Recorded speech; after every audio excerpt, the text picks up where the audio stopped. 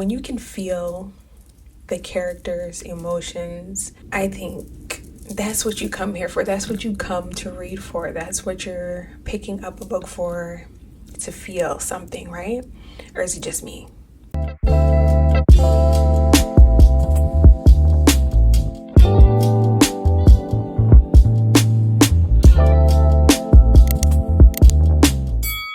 Greetings all and welcome back. I'm doing something a little bit different this month.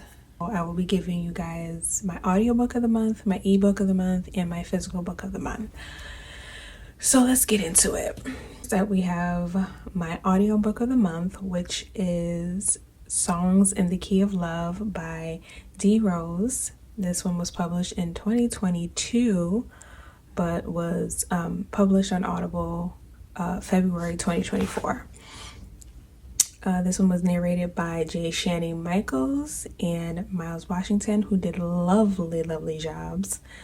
Those are two of my favorite narrators, so I was in happy land listening to this one.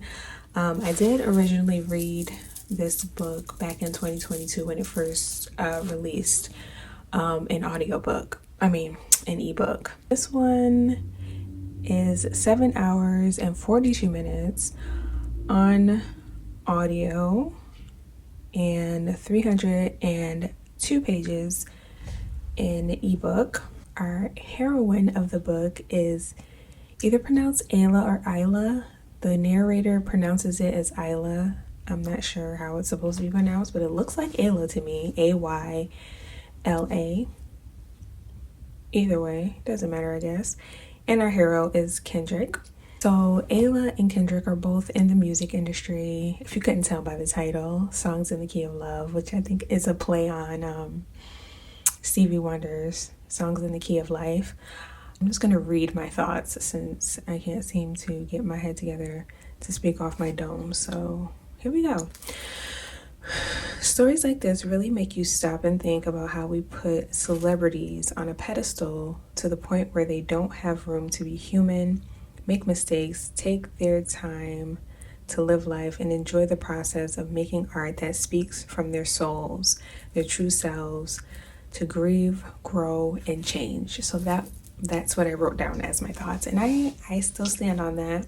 So Isla's character, she's a singer who is trying to find herself in the music industry.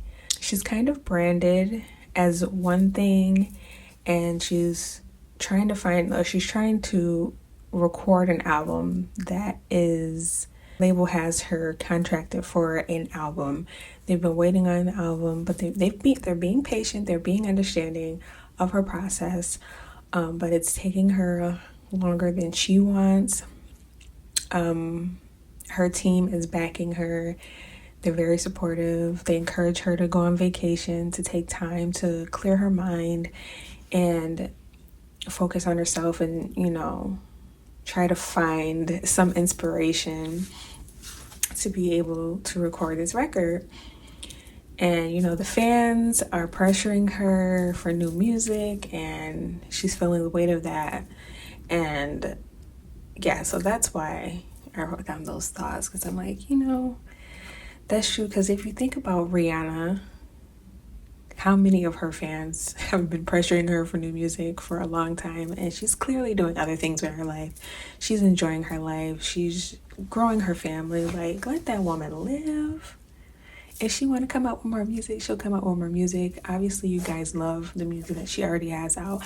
I don't mind re-listening, just I don't mind rereading certain stories. If it's good, if it's great, if it's amazing, I'm going to keep reading. I'm going to keep listening to it over and over again, because it is what it is. It's a staple. It's classic. It's timeless. So I'm going to keep at it. And if you never write another thing, if you never sing another thing again, I will always appreciate what you have given to the world already. And that's just my take on that. I went off on a tangent there for a little bit, but y'all get my point, I think. So yeah, she goes on this vacation to an island and she meets Kendrick. Kendricks is his name. she meets Kendricks, and he is also in the music industry, but he is a writer. He is going through his own situation, his own troubles. He's on vacation to kind of grieve and get back to himself, I guess you could say. But yeah, they meet. He's not really beat for the meet in the beginning. He already knows who she is. She's pretty well known as an artist. He's a writer, so he's worked with plenty of artists in the industry. He knows her, has seen her perform before. And this one is kind of a slow burn because obviously they both have different agendas for being on vacation. They didn't come for love. But you know, when love takes over, the vibes of this one really personifies rhythm and blues, like real life blues, turning into music. They end up actually working on music together, which is pretty cool, pretty beautiful, well written, well paced. I think 7 hours or 42 minutes is like a sweet spot for me for audiobooks. I don't like them shorter, and I 100% appreciate longer ones. But I prefer that sweet spot. 7-8 hours is my sweet spot, but I will definitely take a 10-13 hour book. Shorter than, I'll take those two obviously, but I prefer the sweet spot or more. You can definitely feel the chemistry and the angst between these two. They have, like I said, they have their own issues and their own agendas going on in the story, but their chemistry is completely undeniable and is written so well by D Rose throughout the story. You feel like when you can feel the characters' emotions, I think that's what you come here for. That's what you come to read for. That's what you're picking up a book for, to feel something, right? Or is it just me? Like, I'm picking up a book to feel something. I'm picking up a book to think something. So yeah, it's giving all it needs to give for sure. So I would highly recommend you guys check that one out. So that was Songs in the Key of Love by D Rose. Next up, we have my ebook recommendation, which is Somebody's Forever. This is the follow-up to Somebody's Wife by Robbie Renee. Somebody's Forever was released in 2023. And this, like I said, is the ebook version of it. Okay, this one is 131 pages. And our heroine's name is Gemma Jules Holliday. Our heroine's name is Zeke Green.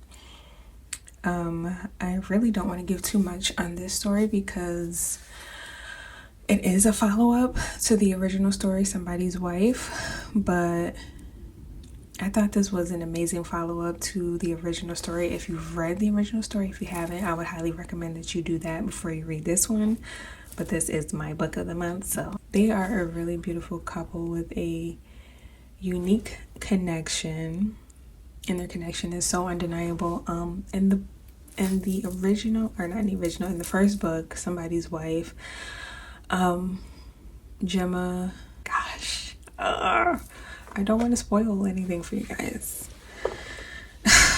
This is another author who does an amazing job of making her characters' emotions leap off the page and into your spirit. Like, if you're somebody who's an empath like me, these things get attached to you. These stories get attached to you a little bit, and this one definitely made me tear up. Shed a few tears for sure. Yeah, I think my true favorite aspect of this story is her portrayal of Zeke. He is very in touch with his emotions and does not fear expressing them in healthy ways. It's not in anger, but it's rare to see such vulnerable displays of emotion from men, not only in real life but in stories too. Like, not many authors write their male characters as evolved emotional beings. So I appreciate that when I see that in stories, and Zeke gives that for sure, because he goes through something pretty terrifying that most people would crumble, and he does. Gemma, or Jules, he calls her Jules. Jules definitely allows him to be that vulnerable, and she stands by him through that tough time, and I really appreciate seeing that. And it is 131 pages, on the shorter side, 131 pages, because it is the follow-up to the original story, so it's not a long one, but I'd highly recommend that one as well. Let me just read you what I wrote for my thoughts on this one as well. So, let's see. Robbie Renee does a great job of depicting the complicated nature of relationships and the challenges we face while trying to live our best lives and ensure our loved ones also thrive. It's a story that definitely makes you think while stimulating your senses in more ways than one. That's my official review for this book. So, all right, and last but not least, I have been chronicling my revisit of the Connecticut King series by Christina C. Jones and Love Belvin. Book 10 is to be released, I believe, in April now. It was supposed to be released at the end of this month, but you know, the writing process, I know. I know how challenging it is to write a book, so I have a little more time to read it, so I'll probably continue this challenge into April. But I've been chronicling my revisit of the Connecticut King series in anticipation of the release of book 10. There's 9 books so far. Book 9 was released, I believe, in December of 2023. I actually read book 9 already when it around the time it came out, at the top of January. So I probably won't reread book 9 since it's already fresh in my mind from having read it a couple of months ago. But to that end, my physical book of the month, because those are the physical books that I've been reading, is Determining Possession by Christina C. Jones. I've already mentioned in my shorts that this is my number one favorite of the 9 books. It has been since I started reading the series, so no surprise that is my book of the month for the physical books. To get into the meat and potatoes of it all. So Determining Possession by Christina C. Jones, book 3 of the Connecticut King series, was released in 2017.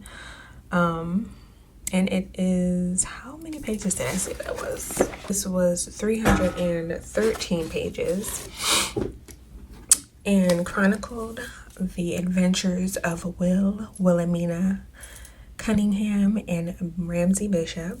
So that I can sit and actually talk long-winded about these two, because they are undeniably one of my top favorite book couples.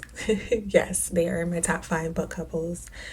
It is a friends to lovers story, so if you love friends to lovers stories, this once again is in my top 5 of friends to lovers. I am a huge fan of friends to lovers trope. It's not for everybody, but it is one of my favorite tropes. You know, when your best friend turns into your life partner, I think that's a pretty amazing journey. I mean, I can't say from experience, but from all of the stories I've read, and even people that I know in real life who've had that same experience, it seems like a pretty dope experience. So I love to see it. Yes, so Will and Ramsey are former athletes. Will used to be a runner. Yes, a track star. And she was amazing at it. She is a legacy. Her parents were also athletes. Her mother was also a runner. Her father was a boxer. So she's got it honest. And so she and Ramsey are former athletes and current co-hosts of a sports commentary TV show. Ramsey is a former football player. He used to play for a New York team, I believe. And he ended up leaving the profession prematurely for personal reasons I will not get into here. You know, I always encourage you guys to read the book if I'm recommending it to you. I'm not going to give any spoilers. Unless you guys ask for it. I still have not heard that anybody wants spoilers, so I'm not going to give any. Anyway, so they have been good friends for the length of the time that they have been co-workers on their show. They have other people, they have other friends and family that they lean on, but they're very good friends themselves. But they kind of grow closer as they try to navigate these life-changing events that happen to them. And, you know, from the very beginning of the story, it's one of those stories that pulls you in right from the beginning. I love when the action starts right from the jump. And like I mentioned in one of my shorts, like, I read the first chapter and I'm like, I gotta go watch Waiting to Exhale. Like, y'all know that iconic scene from Waiting to Exhale with Angela Bassett. It was giving those type of vibes, and I felt inspired to go watch Waiting to Exhale, so I did. Yeah, this is another writer who's really amazing at having the characters' emotions kind of leap off the page and into your spirit, and makes you cry, it makes you laugh, it makes you think. And you all know, if I've made it no secret that I love my books to be thought-provoking and kind of emotion-stirring, give me something to feel, give me all the feels, you know. And this definitely did that. Ramsey is just so book bae of the century, if you ask me. I'm gonna say Ramsey every time because he's just everything. Like, I have to read. Because I think I even annotated around that scene something so devastating that Will is going through. And you won't have to wait long to find out what that is. Because like I said, in the first few pages of this book, you will find out what's going on right from the jump. So you don't have to wait long to find that out. But when she sees Ramsey for the first time after this devastating event that happens to her, he's like you just know that these two have a crazy connection, because he's struggling to tell her how horrible he feels about what happened to her. And I'm like, swoon. If I had a dude who felt that way about me, I wouldn't even question his feelings. Like, I get it, y'all are friends, y'all been friends, and y'all have had your own situations going on, so y'all couldn't really explore that. But Ramsey is that guy. He's that guy. And as always, the characters have their flaws. None of these characters are perfect. And we love flawed characters who find their way or are able to see their flaws, catch them, even if it takes them a few moments to realize, like, okay, let me take a step back and think about what it is I'm saying here or what it is I'm doing here. They get it together eventually, and that's all that matters. In my opinion, Will and Ramsey, their friends to lover story is written so organically that it just gives a fresh take on that trope to me. It's one of one. That's all I got for you today. I'll see y'all later. No, I'm just kidding. I know I tend to ramble on in these videos, so I'm trying to do better. And I'm probably not even looking at the camera, I'm looking at myself. Anyway, so that wraps up my books of the month. If you all have any requests for any other books that you would like me to review, as usual, just hit me with a comment, let me know, and I will get right on it. I will continue to chronicle this book challenge that I'm on with the Connecticut Kings and keep you guys updated on my progress and my little shorts. It's like I don't have enough for a whole video with each book, but it's also too much for a short, so I just have to chop it up the best way that I can. I'm new to this game, so I'm doing the best I can, y'all. Hang in there with me. Bear with me as I learn and grow. But yeah, that is all I have for you guys today. I hope I was thorough in piquing your interest so that you might check them out. Stay tuned for my continual chronicles of the Connecticut King series if you'd like. If you enjoyed this video, give a like and subscribe if you like. And I will see you all next time. Be blessed.